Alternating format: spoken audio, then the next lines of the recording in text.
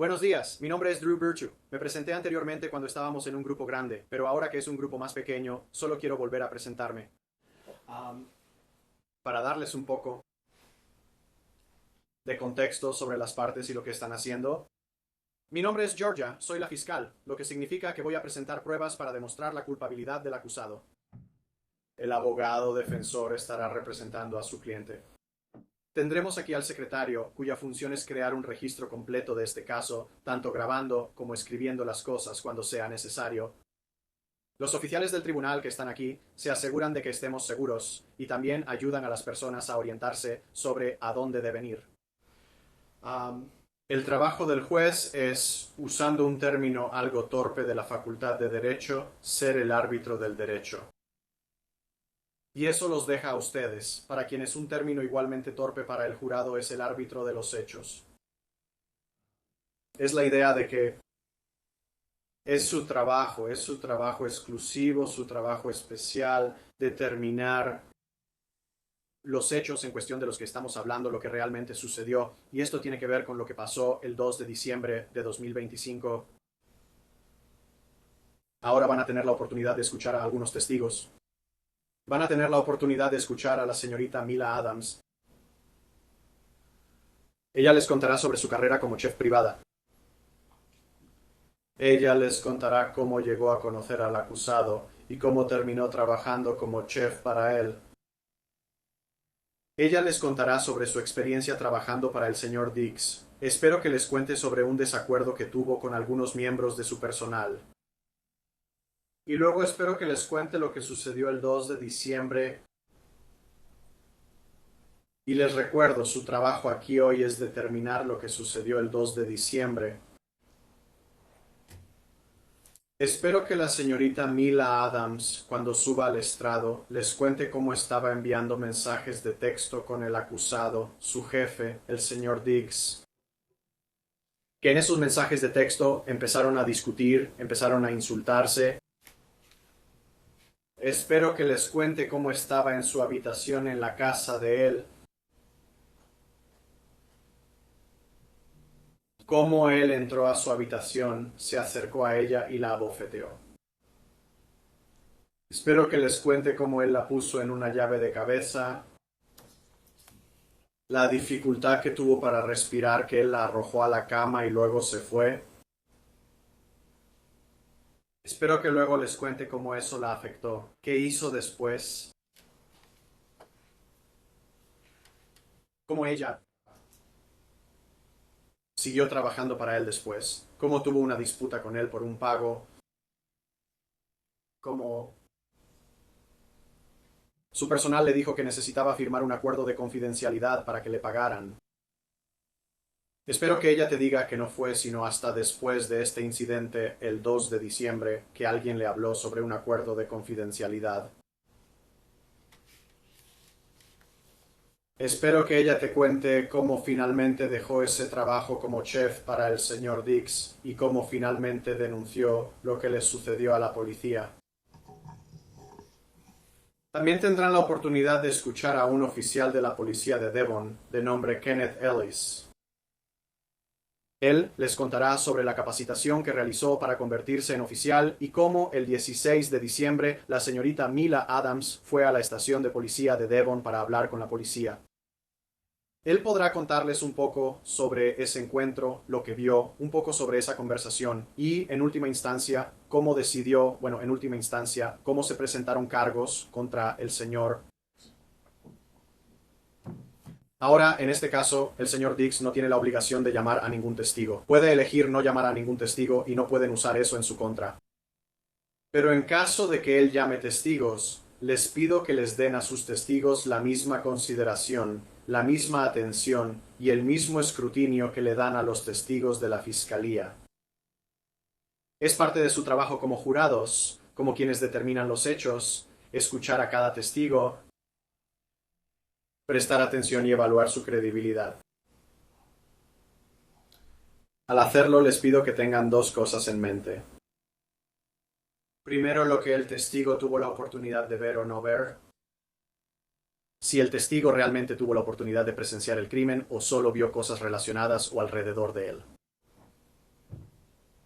Y segundo, ¿qué tipo de relación financiera tenía cada testigo con el señor Diggs? Imagino que la defensa podría argumentar que la disputa financiera de la señorita Adams con el señor Diggs es una parte importante de este caso, y yo diría que sí es una parte importante de este caso. Pero así como la relación financiera de ella con el señor Diggs es importante, también lo es la relación financiera de todos los testigos con el señor Diggs.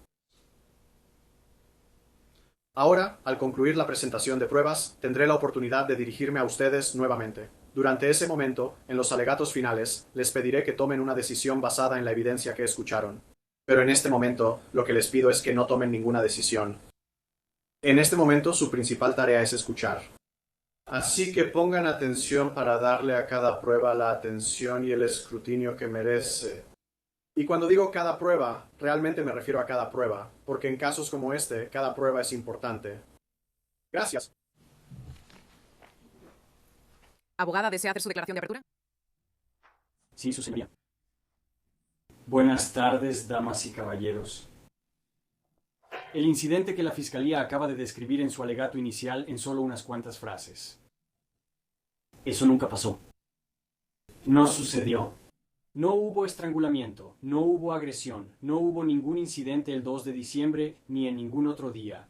Había 6 personas en la casa del señor Diggs el 2 de diciembre y ninguna escuchó ni vio nada fuera de lo común. La Fiscalía no tiene pruebas físicas, no hay registros médicos. No hay fotos ni videos que muestren alguna lesión. Hay videos que no muestran ninguna lesión en absoluto. Pongan atención de dónde salieron. El 16 de diciembre, como acaba de decir la Fiscalía, la señorita Adams fue a la policía y sabrán que después de eso, el mismo día en que se presentó la denuncia en este caso, el 29 de diciembre comenzaron a llegar demandas de dinero de parte de los representantes de la señorita Adams hacia el señor Diggs, empezando el 29 de diciembre con más de $19,000 y la más reciente siendo una suma mucho mayor. Mi nombre de nuevo es Andrew Kettlewell y junto con mi compañera, la señorita Silva, representamos a Stephon Diggs, a quien de hecho le voy a pedir que se ponga de pie un momento. El señor Diggs es un jugador de fútbol americano profesional y hombre de negocios de 33 años. Jugó para los Patriotas de Nueva Inglaterra el año pasado. Es de Maryland. Está acompañado aquí por su madre, gracias. Van a aprender, damas y caballeros, que el 2 de diciembre de 2025 fue un día como cualquier otro para Stephon Diggs. Estaba de buen humor. Los Patriotas habían jugado la noche anterior. Habían ganado. Él había jugado bien. Iba a ir a trabajar el 2 de diciembre como cualquier otro día después de un partido, para recibir tratamiento, revisar videos y asistir a reuniones del equipo. Y esa noche, el 2 de diciembre de 2025, él y sus amigos más cercanos tenían programado volar a Miami, Florida. Eso era por la única semana libre que tenía durante la temporada, la única semana de vacaciones. Se llama semana de descanso. Durante ese día, después de que fue a trabajar, los amigos empezaron a llegar a su casa, personas que también lo acompañarían en el viaje a Miami. Había otras personas en su casa. Una de esas personas de la que espero que escuchen es su asistente, Janelle Salas. Escucharán que la gente la llama Sonny. Van a escuchar de la señorita Salas que durante toda la tarde ella estuvo en la casa del señor Diggs en Denmark, en la calle Schoolmaster, sentada en el área principal, la sala y la cocina, observando cómo la gente entraba y salía. Y ella estaba preparando las cosas para el viaje de esa noche. Van a escuchar que la señorita Adams también estaba en esa casa. Ella vivía y trabajaba en esa casa como la chef del señor Diggs durante la temporada regular. Y eso fue desde julio de 2025 hasta diciembre de 2025. Esa mañana, la señorita Adams no estaba feliz. En cambio, estaba furiosa en silencio por haber sido excluida de ese viaje a Miami. Mencioné que iban a ir a Miami esa noche y que el señor Diggs es un hombre de negocios. En Miami vas a escuchar que hubo una exposición de arte donde se exhibía una línea de muebles realizada por él en colaboración con otra persona.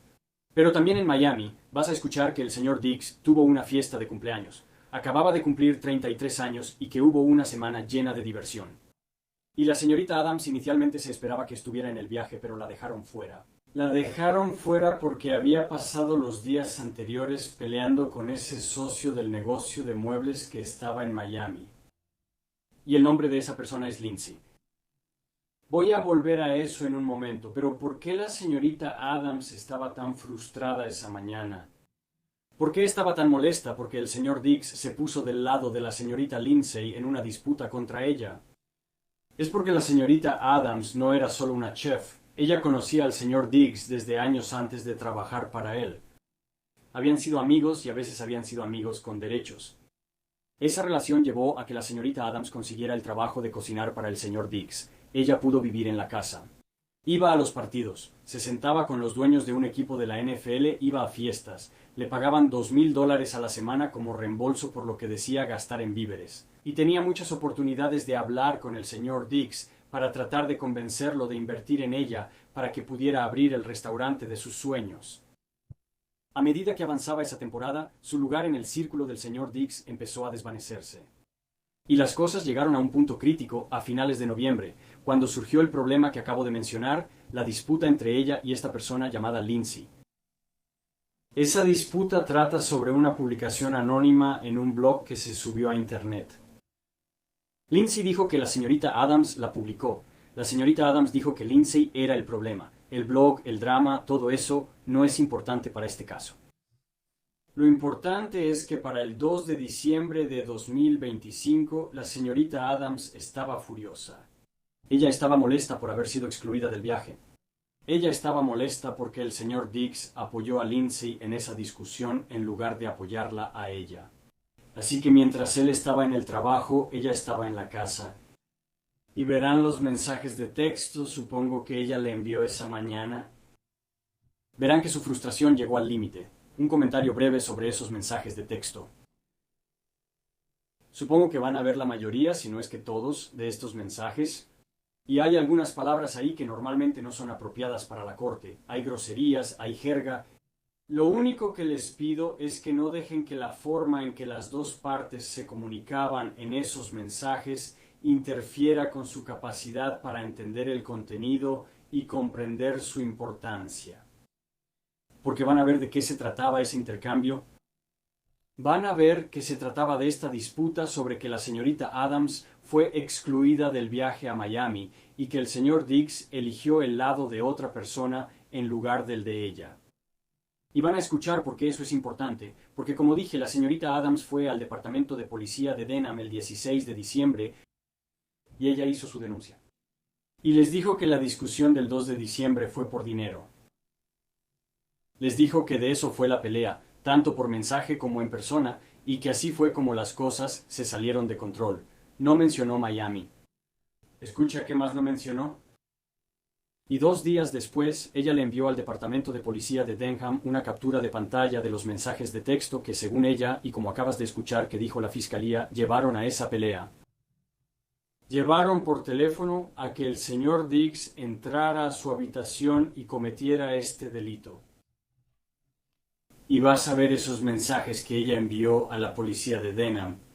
Y espero que lo que la evidencia te va a mostrar, después de que hayas visto esos, después de que hayas visto todos los mensajes que ella no mostró a la policía de Denham, la evidencia te va a mostrar que ella seleccionó los mensajes. Ella omitió algunos. Eliminó otros mensajes antes de enviarlos a la policía de Denham para que encajaran con su versión de los hechos. Por cierto, el 2 de diciembre... También le indicó a la policía que no le habían pagado por noviembre. Vas a escuchar un poco sobre su pago y sobre su papeleo y llegaremos a eso en un momento. Algunas de las personas de quienes vas a oír en este juicio, muchas de ellas trabajan o han estado asociadas con el señor Diggs. Sonny, su asistente, es uno de los testigos a los que vas a oír. Te indiqué que ella estaba dentro de la casa ese día, sentada en la sala, viendo a la gente entrar y salir, haciendo su trabajo como de costumbre. Ella habló personalmente con la señorita Adams durante todo ese día y te contará lo que observó. También vas a escuchar a otras personas que hablaron o intercambiaron mensajes de texto con la señorita Adams ese día. Vas a enterarte de que el señor Diggs tenía el día programado. Él estaba en el trabajo en Foxborough y aún después de regresar del trabajo tenía un horario establecido. Él tenía un tratamiento intravenoso de 1 hora y después un masaje de 2 horas. Después de eso, como dije, iban a tomar el avión y volar a Miami. En cuanto a la señorita Adams, lo que escucharán es que no hubo nada fuera de lo común. Ella estaba como siempre. Cocinó la cena para el señor Diggs el 2 de diciembre, habló por teléfono y pasó la tarde y las primeras horas de la noche en la casa. Y esa noche voló a la ciudad de Nueva York para pasar su semana libre con amigos. Ahora ya he dicho normal varias veces. En este caso, déjame hacer una pausa y contarte cómo era lo normal en la casa de Diggs. El señor Diggs es un atleta profesional muy respetado, tiene una línea de ropa, una línea de muebles que ya mencioné y otros negocios, y es una figura pública. Siempre tiene un séquito de familiares, amigos y personal a su alrededor. A los buenos atletas profesionales se les paga muy bien en este país y el señor Diggs es muy bueno en su trabajo. Tiene los medios para mantener a sus amigos, familiares y personal y cuida muy bien de su gente. Vas a escuchar que el 2 de diciembre él llevó a todo su séquito en un avión a Miami y los alojó durante una semana de eventos y fiestas, y eso ni siquiera era algo fuera de lo común. Así que lo que es normal en la casa del señor Diggs es un poco diferente de lo que es normal en tu casa o en la mía. Pero como cualquier otra persona en este país, rico o pobre, el señor Diggs está aquí sentado como un hombre inocente. Y cualquier idea preconcebida o sentimiento que tengan sobre los atletas, la riqueza o cualquier otra cosa, deben dejarlo de lado y no permitir que interfiera con el juramento que acaban de hacer como jurados. Así que hemos hablado del 2 de diciembre porque ese es el día en que la señorita Adams afirmó que ocurrió este incidente. También van a escuchar sobre otros días. Escucharán un poco, como dije, sobre ese incidente del blog de noviembre porque llevó al intercambio de mensajes de texto el 2 de diciembre. El intercambio de mensajes de texto que la Fiscalía acaba de mencionar llevó a esta agresión física que la señorita Adams afirma que ocurrió. También escucharon hace un momento que ella voló a la ciudad de Nueva York esa noche. Y espero que escuchen a las personas con las que ella se quedó en la ciudad de Nueva York. Sus nombres son Shay Charles y Natalia Moses. Ambos son estilistas que viven en la ciudad de Nueva York y van a ver videos del viaje de la señorita Adams a la ciudad de Nueva York. Videos grabados solo después, horas después de que ella había aterrizado, horas después de que este supuesto incidente había ocurrido. Los videos fueron grabados más tarde esa semana, al día siguiente y unos días después de eso. Y cuando oigas hablar de esos videos, pregúntate, ¿qué estoy viendo? ¿De dónde vino la información? ¿Y qué me puede decir? Pregúntate si lo que se muestra en esos videos es consistente con la teoría de la Fiscalía de que la señorita Adams fue brutalmente agredida por un atleta profesional en su dormitorio el 2 de diciembre. Pregúntate, ¿qué esperarías ver en el comportamiento de una persona y físicamente en su cuerpo según lo que la Fiscalía acaba de describir? Hay un viejo axioma que dice que la respuesta más simple que explica todos los hechos, esa es la respuesta verdadera. Ve si la teoría de la Fiscalía explica toda la evidencia que vas a ver durante el próximo día y medio. Otra cosa que vas a escuchar, la Fiscalía lo mencionó brevemente por un momento, fue que la señorita Adams regresó a la casa en Devon. Vas a saber que eso ocurrió el 9 de diciembre, una semana después de que ella fue a la ciudad de Nueva York. Una cosa que vas a aprender sobre ese regreso es que el 16 de diciembre ella le dijo a la policía que solo iba ahí para empacar sus cosas.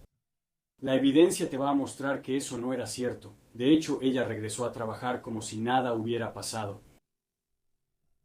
Pon mucha atención a los detalles que rodean su regreso el 9 de diciembre. ¿Cómo llegó ahí? ¿Qué estaba haciendo? ¿Qué pasó después de que regresó a la casa ya entrada la noche, como a las 11:30 p.m., y entró mientras tenían compañía? Escucha esos detalles sobre lo que hizo en ese momento y lo que pasó después, y pregúntate si tienden a corroborar la historia. La Fiscalía acaba de decirte que ella fue agredida violentamente y estrangulada el 2 de diciembre, o si en cambio sugiere que no pasó nada el 2 de diciembre. Como dije, después de que la señorita Adams regresó al trabajo el 9 de diciembre, intentó fingir que todo estaba bien. Ella intentó volver a ganarse el favor del señor Diggs para que él se olvidara del intercambio de mensajes del 2 de diciembre. Pero el daño, la discusión que tuvieron el 2 de diciembre ya estaba hecho, y ella no pudo volver a ganarse el favor de él. Y aún peor, ahora ella tenía que regresar y cumplir con las mismas reglas que aplican para todos los demás. La fiscalía ya mencionó una de esas. Van a escuchar a Melissa Goddard, una de las contadoras del señor Diggs que vino desde Florida. Ella les va a decir que asumió la responsabilidad del pago de la señorita Adams ese otoño y que descubrió, debido a que la señorita Adams tenía esta relación previa con el señor Diggs, que nunca había sido dada de alta como una contratista normal. Nunca había llenado ningún papeleo normal. Y les dijo al asistente Sonny y a la señorita Adams que necesitaban seguir los procedimientos normales. La señorita Adams necesitaba firmar el papeleo adecuado, incluyendo firmar un acuerdo de confidencialidad como cualquier otra persona. Y necesitaba presentar recibos reales para los reembolsos, igual que todos los demás. Y verán que la señorita Adams ignoró esas solicitudes hasta que ya no pudo hacerlo. Y eso sucedió alrededor del 13 de diciembre. El 13 de diciembre van a saber que la señorita Adams recibió un correo electrónico sobre ese papeleo y se molestó. Se enojó de nuevo y hubo otra oleada de mensajes de texto furiosos para el señor Diggs, y esta vez terminó siendo despedida definitivamente. Espero que también terminen viendo esos mensajes. Mensajes de los que la policía no fue informada porque no les dijeron que ella había regresado a trabajar después del 9 de diciembre. Esta vez, algunos de esos mensajes sí eran sobre dinero, pero también seguía siendo el mismo problema de la publicación en el blog de Lindsay sobre el señor Diggs prefiriendo a otra persona en lugar de ella. El final de este intercambio, el 13 de diciembre, fue más específico que el del 2 de diciembre. El señor Diggs envió $2,000 por Apple Pay, que la señorita Adams afirmó que le debía, y le dijo que ya no tenía que preocuparse por cocinar para él. Ella quedó fuera. Y esta vez ella sabía que no había forma de volver a entrar. Y escucha lo que pasó cuando escuches la evidencia después de eso, después del 13 de diciembre. 3 días después, como ya escuchaste, la señorita Adams fue a la policía. Ella no les contó sobre el 13 de diciembre, ni que la habían despedido. En cambio, les contó una historia inventada. Ella estaba furiosa y quería que el señor Diggs pagara en todos los sentidos de esa palabra. Y lo que escucharán es que sus demandas de dinero, como dije, comenzaron el 29 de diciembre, el mismo día que se presentó la denuncia penal en este caso. También escucharán que, a medida que este caso ha avanzado y la presión pública ha aumentado, esa cantidad solo ha ido en aumento. Y dejaré que ella les diga cuál es la cantidad que ahora le está exigiendo al señor Diggs. Damas y caballeros, el señor Diggs está aquí sentado como un hombre inocente. Esa es la belleza del sistema de justicia estadounidense. Ya escucharon un poco sobre cómo funciona un juicio. Escucharon que toda la carga de la prueba recae por completo en la fiscalía para probar su caso. Su carga probatoria, la prueba más allá de toda duda razonable, es la más alta de nuestro sistema. Y como mencionó el señor Virtue, el señor Diggs no tiene ninguna carga en absoluto. Una cosa en la que el señor Virtue y yo estamos de acuerdo. Sea escéptico con cada testigo. Y los incentivos financieros ciertamente juegan un papel en este caso. Llamaremos a los testigos. Lo hacemos para darles el panorama más completo posible de lo que sucedió y de lo que no sucedió el 2 de diciembre, para darles la imagen más clara de la verdad. Pero eso no significa que tengamos que probar absolutamente nada. La fiscalía tiene la carga de la prueba, y esa carga nunca se traslada. Así es como funciona nuestro sistema. Esa es la belleza de esto. Que cuando una persona inocente como el señor Diggs es acusada de un crimen que no cometió, ¿qué puede hacer? Pueden hacer esto. Miran a la fiscalía directamente a los ojos y dicen, demuéstralo. Y eso es exactamente lo que el señor Diggs ha hecho. Por eso están aquí, damas y caballeros. Eso es lo que es un juicio. El señor Diggs ha decidido poner su destino en sus manos. Ustedes, damas y caballeros, son la parte más importante de nuestro sistema. Les agradezco y el señor Diggs les agradece por estar aquí y por cumplir con este deber. Ustedes son las únicas personas que pueden y que deben exigirle al gobierno que cumpla con su carga de la prueba. Y la manera en que lo hacen no es complicada. Es usando su sentido común, su experiencia de vida, las herramientas que usan todos los días para evaluar la credibilidad y tomar decisiones, y nuestro sistema depende de eso. Ustedes son quienes determinan la credibilidad, así que les pido que escuchen con atención. que mantengan toda su atención mientras estén aquí, y que recuerden que la respuesta más sencilla que explica todos los hechos es la respuesta verdadera. Una de las peores cosas por las que una persona puede pasar es ser acusado de un delito que no cometió, especialmente en una situación como esta, donde la acusación depende completamente de la palabra de una sola persona, y esa persona tiene millones de razones para mentir. Así que vayamos a juicio. Y al final de todas las pruebas, después de que las hayan escuchado, voy a tener la oportunidad de regresar y hablar sobre las pruebas también. Y en ese momento, les voy a pedir que den lo que espero que sea el único veredicto verdadero y justo en este caso, y les puedo decir ahora mismo que será declarar a Stefan Diggs no culpable. Gracias. Gracias, abogado.